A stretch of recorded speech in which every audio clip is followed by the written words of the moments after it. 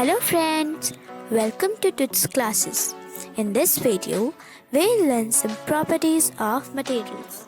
Chapter 4, Sorting materials into groups. In part 1, we have learned about some topics like what are things made of, these topics, and these topics. And now we are going to learn another topic, that is properties of materials. आप Apple को describe कीजिए. तो हम कैसे करेंगे? हम उसके size के बारे में बताएंगे, हम उसकी शेप के बारे में बताएंगे, कलर और उसे खाने से कैसा फील होता है, वो कैसा उसका टेस्ट है और उसकी स्मेल. तो ये size, shape, colour, texture, hard और सॉफ्ट, स्मूथ और रफ एंड स्मेल, ये सब क्या है? ये सब मैटर की प्रॉपर्टीज़ हैं. हम इन सभी प्रॉपर्टीज़ से किसी भी मैटर को डिस्क्राइब कर सकते हैं और यही जो मटेरियल्स की प्रॉपर्टीज़ है यही डिसाइड करती हैं कि उन सभी थिंग्स से हमें क्या निकल कर मिल सकता है. फॉर एग्ज़ाम्पल, अगर हम रबर को ले लें तो रबर से कोई हार्ड थिंग्स नहीं बन सकता. अगर वुड को ले लेते हैं तो वुड से अगर हम कुकिंग यूटेंसिल्स बनाएंगे तो वो जल्दी उसमें आग लग जाएगा. तो हमने अभी क्या पढ़ा? Size, shape, colour, texture, smell, इन सभी ये सब क्या है? मैटर की प्रॉपर्टीज़ है. तो अब हम उन सभी चीज़ों के बारे में डीपली पढ़ेंगे. तो first topic is appearance. So appearance का मतलब क्या होता है? दिखावट.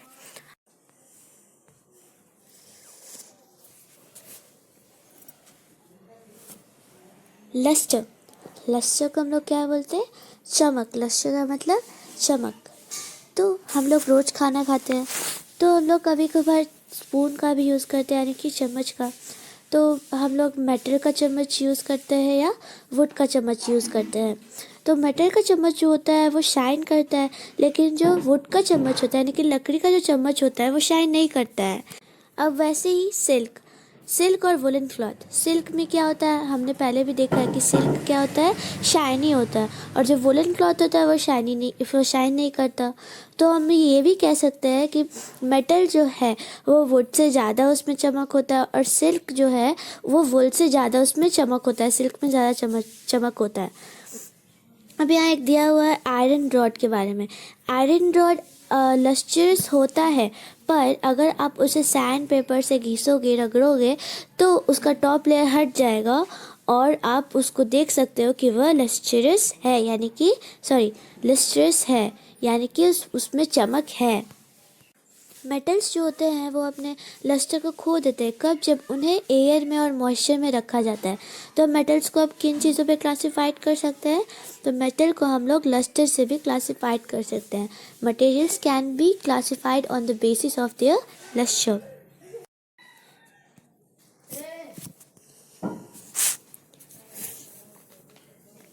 Then texture. तो जब आप डिफरेंट मटेरियल्स को छुओगे तो आपको पता चलेगा कि उसका जो सरफेस है वो कभी हार्ड है, कभी स्मूथ है, कभी सॉफ्ट है. फॉर एग्ज़ाम्पल, अगर आप एक मेटल को छुओगे तो वो हार्ड रहता है और स्मूथ रहता है. और अगर आप दूसरी जगह देखोगे वूल को, तो वूल क्या होता है? सॉफ्ट होता है, रफ़ होता है. तो सॉफ्ट मटेरियल्स को हम लोग क्या कर सकते हैं? ईजिली उसको दबा सकते हैं, उसको स्क्रैच कर सकते हैं. और हार्ड मटेरियल्स को हम लोग बहुत ही डिफ़िकल्टी आती है उसे दबाने में. तो इसी फीलिंग को different materials feel different when you touch them. That is they have different textures. यानी कि अगर मेटल का क्या है? हार्ड और स्मूथ है. वुल का क्या है? सॉफ्ट एंड रफ है. तो इसी को हम लोग क्या बोलेंगे? टेक्सचर बोलेंगे. तो मटेरियल्स को हम लोग किस भागों में भी डिवाइड कर सकते हैं? टेक्सचर से भी डिवाइड कर सकते हैं. तो materials can be classified on the basis of there texture. Activity 5, that is investigation. You have to investigate. Okay? तो आपको अपने एक फ्रेंड को बोलना है कि वो कलेक्ट करे बहुत सारे मटेरियल्स, जैसे कि silk cloth, woollen cloth, metal spoon, wooden spoon, glass tumbler, plastic tumbler, ETC. उसका जो मन करे. उसके बाद आपने अपनी आँखों को बंद करके रखना है. आप ये नहीं देख पाओ कि वो क्या क्या ला रहा है. ओके? देन उसके बाद आपको पता नहीं है कि वो क्या क्या लाया है और आप उस चीज़ को टच करके देखो. Touch these with your eyes closed, आप इन सभी चीज़ को टच करके देखो अपने आंखें बंद करके, तो आप छू कर पता लगा सकते हैं कि वो मटेरियल क्या हो सकता है। यही एक्टिविटी 5 है। स्टेट। तो अब ज़्यादातर मटेरियल्स जो होते हैं उन्हें क्लासिफाइड किया जाता है किस चीज़ में, 3 ग्रुप्स में, दैट इज सॉलिड, लिक्विड और गैस। अब देन यहाँ पर एक एक्टिविटी 6 दिया हुआ है, ऑब्जर्वेशन एंड इन्फेरेंस। हमने सॉलिड, लिक्विड, गैस के बारे में पहले भी पढ़ा है। तो यहाँ पर बोला गया है कि इतने सारे जो ऑब्जेक्ट्स दिए हुए हैं इनको आपको पता करना है कि ये क्या है, लिक्विड है, गैस है, सॉलिड है, क्या है। ओके, सो अभी मैंने आपको बताया कि 3 स्टेट्स होते हैं, सॉलिड, लिक्विड और गैस। तो अब इन तीनों स्टेट्स में डिफरेंस क्या है ये हमें जानना है। So first is solid. Solid जो होता है वो बहुत ईजिली चेंज नहीं होता, वो अपना शेप को जल्दी चेंज नहीं करते और उनका वॉल्यूम जो होता है वो सेम होता है, मतलब वो चेंज नहीं होता। एंड देन हम एक बॉक्स को उसकी जगह से मूव कर सकते हैं पर उसकी शेप और वॉल्यूम को हम चेंज नहीं कर सकते। देन हमारा लिक्विड है। लिक्विड जो होता है वो अपना शेप चेंज कर लेता है पर वो अपना वॉल्यूम कभी चेंज नहीं करता। फॉर एग्ज़ाम्पल, अगर हम किसी मिल्क को एक जग से एक टम्बलर में डालते हैं तो उसका शेप चेंज हो जाएगा पर उसका वॉल्यूम जो होगा वो सेम ही रहेगा, वो कभी चेंज नहीं होगा। Then gas. तो गैस क्या होता है, गैस अपना शेप भी चेंज करता है और वॉल्यूम भी चेंज करता है। अगर आप एक फुटबॉल में हवा डालोगे तो वो एक शेप भी ले लेता है और एक वॉल्यूम भी ले लेता है, यानी कि उसका शेप भी चेंज होता है और वॉल्यूम भी चेंज होता है। आप यहाँ पे इस पिक्चर के अनुसार देख सकते हो कि हम इस सॉलिड बॉक्स का शेप और वॉल्यूम चेंज नहीं कर सकते पर इसे उठा के एक दूसरी जगह रख सकते हैं। देन यहाँ पर दिया हुआ है एक पिक्चर पानी का, सॉरी मिल्क का। यहाँ पे आप देख सकते हो कि पानी गिर रहा है तो वो जिस कंटेनर में गिर रहा है उसका शेप ले ले रहा है बट उसका वॉल्यूम नहीं चेंज हो रहा। देन गैस जो होता है वो अपना वॉल्यूम भी चेंज कर लेता है और शेप भी चेंज कर लेता है। तो आप इस चीज़ को अंडरलाइन कर लोगे, solids do not easily change their shape और वॉल्यूम, और liquid change shape but not volume, और gases easily change their shape and volume. अभी हमने 3 स्टेट्स ऑफ मैटर पढ़ा, सॉलिड, लिक्विड एंड गैस। तो अब हम इसमें अरेंजमेंट्स ऑफ मॉलिक्यूल्स के बारे में पढ़ेंगे। तो जितने भी मॉलिक्यूल्स होते हैं उनमें एक अट्रैक्शन होता है। तो जो 3 स्टेट्स ऑफ मैटर होते हैं उनमें डिफरेंट डिफरेंट प्रॉपर्टीज़ होती है, तो उसके अनुसार उनमें डिफरेंट डिफरेंट अरेंजमेंट होते हैं मॉलिक्यूल्स के। तो अब हम पहले पढ़ेंगे सॉलिड के बारे में। सॉलिड्स में जो मॉलिक्यूल पाए जाते हैं वो बहुत ही टाइटली पैक्ड होते हैं और एक दूसरे से बहुत पास होते हैं क्योंकि उनका जो अट्रैक्शन होता है उनके बीच में ईच अदर उनमें बहुत स्ट्रॉन्ग होता है, बहुत ही स्ट्रांगली होता है। ये फोर्स क्या करता है, दोनों मॉलिक्यूल्स को एक साथ जोड़ रखने में काम करता है।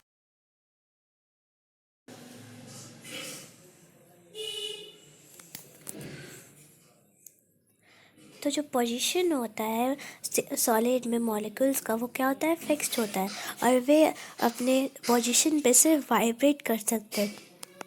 They can only vibrate in their positions, और इसीलिए उनका सॉलिड्स का होता है डिफिनेट शेप होता है और डिफिनेट वॉल्यूम होता है।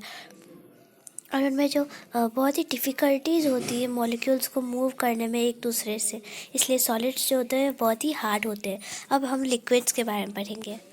यहाँ पे आप एक सॉलिड के मॉलिक्यूल का देख सकते हो पिक्चर। इसमें सारे जो मॉलिक्यूल्स होते हैं वो सब एक साथ चिपके हुए रहते हैं और इनमें जो अट्रैक्शन होता है वो बहुत ही ज़ोरों से होता है और ये सिर्फ क्या करते हैं, अपने पोजीशन पे ओनली वाइब्रेट कर सकते हैं। इन लिक्विड्स में जो होते हैं, लिक्विड्स में जो मॉलिक्यूल्स होते हैं वो लेसली टाइट पैक होते हैं, मतलब वो एक जगह से दूसरे जगह मूव कर सकते हैं स्लोली। आप इस पिक्चर के अनुसार देख सकते हैं। वो जो मॉलिक्यूल्स होते हैं वो एक दूसरे से थोड़े थोड़े दूरी पे होते हैं। वो पार्टिकल्स होते हैं वो स्लिप करते हैं, स्लाइड करते हैं एक दूसरे के ऊपर लिक्विड में, इसलिए वो फ्लो भी कर पाते हैं, सब चीज़ कर पाते हैं। तो उनके जो सॉलिड्स होते हैं वो थोड़े थोड़े दूरी पर रहते हैं, पर उनके जो मॉलिक्यूल्स होते हैं वो थोड़े थोड़े दूरी पर होते हैं। और सॉलिड में ऐसा नहीं होता। मॉलिक्यूल्स जो होते हैं एकदम अट्रैक्शन होता है, उसमें बहुत ही स्ट्रॉन्ग अट्रैक्शन होता है सॉलिड में।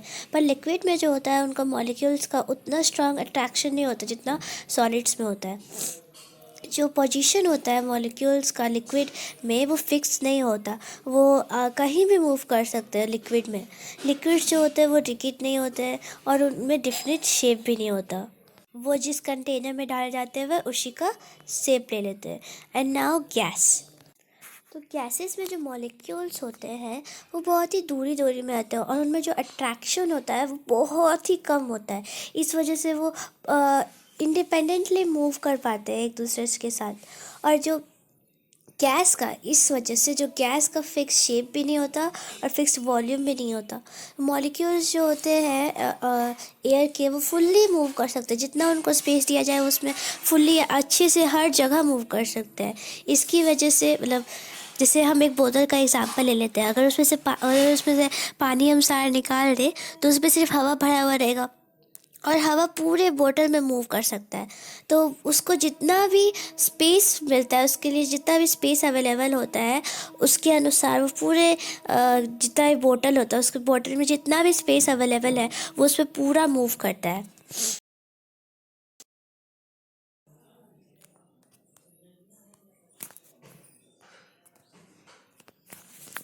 Then our next topic is solubility in water.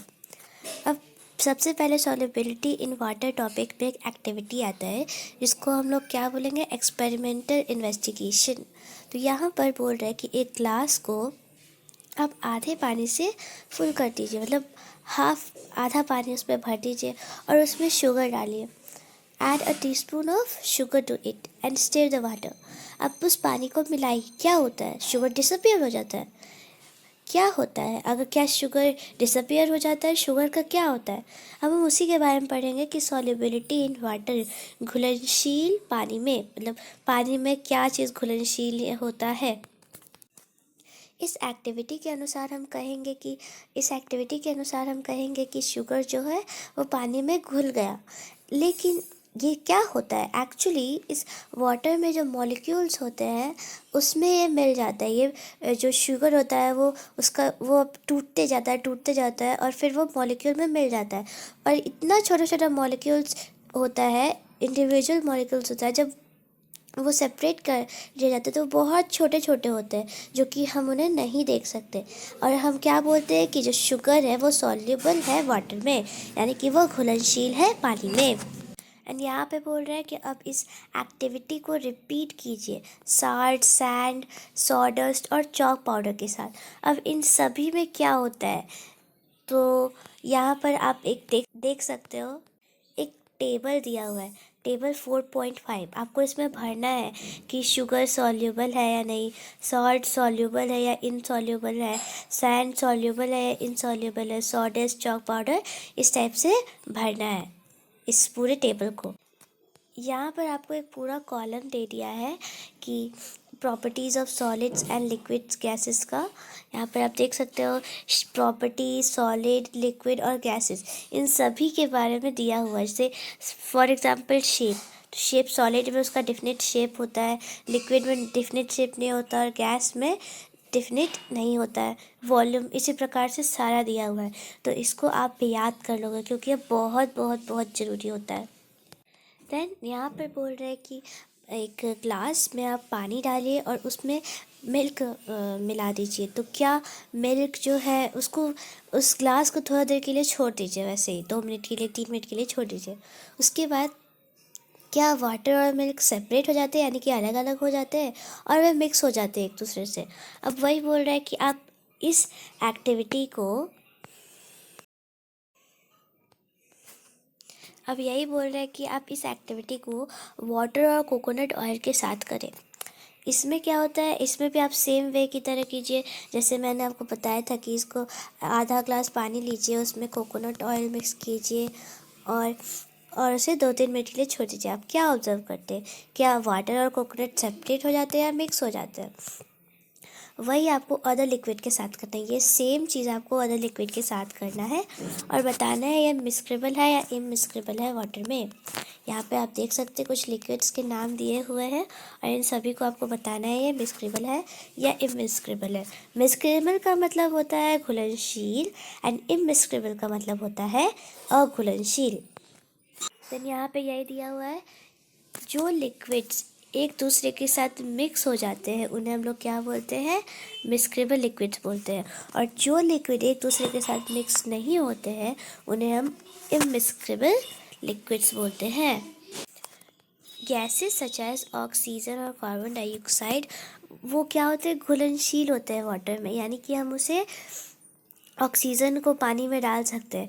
आपको एक एग्जांपल से मैं बताती हूँ, जैसे एनिमल लिविंग वाटर जो होते हैं, जो एनिमल्स वाटर में लिव करते हैं वो कहाँ से ऑक्सीजन लेते हैं, जो ऑक्सीजन होता है वो डिसॉल्व होता है वाटर में, तो उसी को वो ब्रेथ करते हैं यानी कि सांस लेते हैं। प्लांट्स जो कार्बन डाइऑक्साइड यूज़ करते हैं वो फोटोसिंथेसिस के लिए, वो भी वाटर में मिला हुआ रहता है। और एक गैसेस के बारे में याद दिया हुआ है, नाइट्रोजन के बारे में, ये क्या होता है, वाटर में सॉल्युबल नहीं है। तो हम मैटर को किस बेसिस पे भी क्लासिफाइड कर सकते हैं, उसकी सॉल्युबिलिटी इन वाटर पे भी क्लासिफाइड कर सकते हैं। Thus matter can classified on the basis of its solubility in water.